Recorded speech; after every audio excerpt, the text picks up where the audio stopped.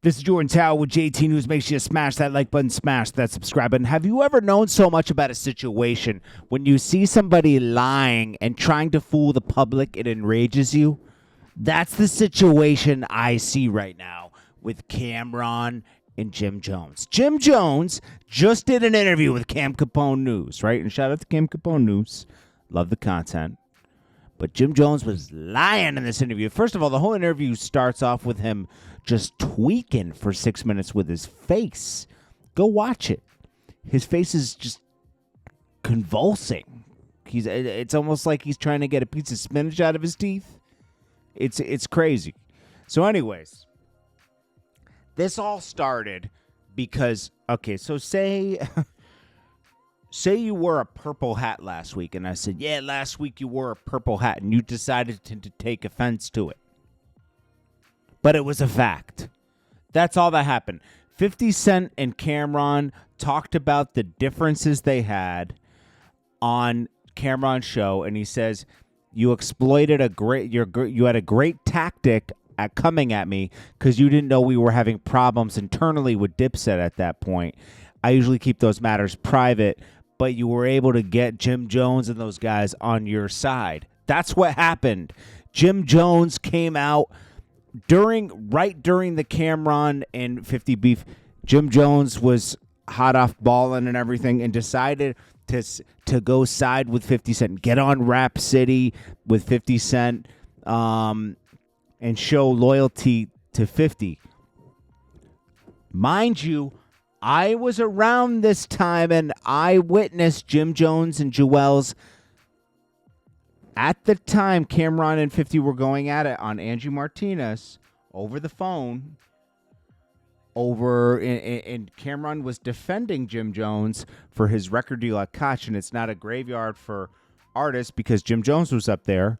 Jim Jones decided that he wasn't going to partake in this beef with Camron and 50 because he felt like, oh, they did this behind my back, when all Camron was doing was defending Jim Jones.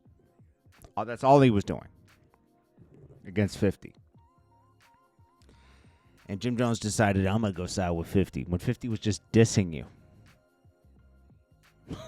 Like, you can't even make this up, bro. 50 Cent has no respect for Jim Jones, as you can see, because Jim Jones has a weird case. We'll talk about that. We've already talked about it in another video. So Jim Jones literally betrayed Camron, someone who they came up together, and Camron put Jim Jones in the forefront and let him do whatever he wanted instead of keeping him from doing anything. Like a lot of artists do, like Jeezy and people like that. They keep their artists from ever outshining them. Then it's almost like Jim Jones was always looking for Camron to say, I'm proud of you, man. Give him a pat on the back like he's a dad, you know? Then 10 years later from that moment, Jim Jones signs with Jay-Z, who was an enemy of Dipset, to Roc Nation, right? Which is fine, okay? Cool. Which is a dumb move because what did Jay-Z do? He shelved Jim Jones and nothing happened. Nothing good happened from this situation. This was just Jay-Z saying, ha ha, look at this. Look at this. I win. Right? That's all that was for Jay-Z. I win. This wasn't like a dope business move for Jay-Z. This wasn't going to help Jay-Z's business in any way, signing Jim Jones. Come on, man. Let's be honest. In 2017, didn't matter. Jim Jones wasn't hot anymore like that. Wasn't like he was signing Meg Thee Stallion or somebody.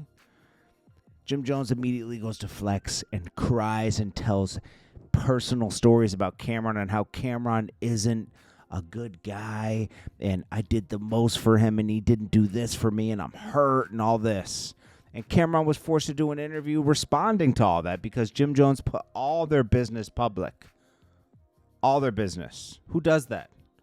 Everything. Now Jim Jones is sitting down with Cam Capone News talking about, oh, you know, Camron said I'm not from Harlem. I was born at Flowers Hospital. And who cares? And then he says, my family's from the islands, the Caribbean islands, and we landed in the Bronx. See that? Then you say you landed in the Bronx when you say, but if he says my whole family's been in the projects in Harlem, but we landed in the Bronx in the 70s. Bro, you were born in 74. You were born in 74, okay? So you were part of them. I mean, you were born in the United States, obviously, but you act like it's been there for decades before you. That was right around the same time. What are you talking about? Oh, man. This guy, Jim Jones, is just... And then he said, I'm taking a negative situation and using it for marketing or what I got on. Right? You did this for marketing. It's not a negative situation. They talked about the past, bro. That's like saying, oh, yeah, Jim Jones put out Balling on this date and you have a problem with it. What happened. And you're taking offense to it because you need to market something. It's looking pathetic, bro. And then he tried to put on a pink hat like he started, like, who cares, bro? Yeah, because he was trying to take credit for, I told Cam to wear pink. When a lot of rappers say they inspired Camron to wear pink. Remember Prodigy said, I wore pink around Camron once, and then all of a sudden this guy's wearing pink every day. I mean, a lot of people take credit for the pink wave. I don't know why. Anyways, this is Jordan Tower with JT News. Smash that like button, smash that subscribe button. I'll check you guys the next one. Peace.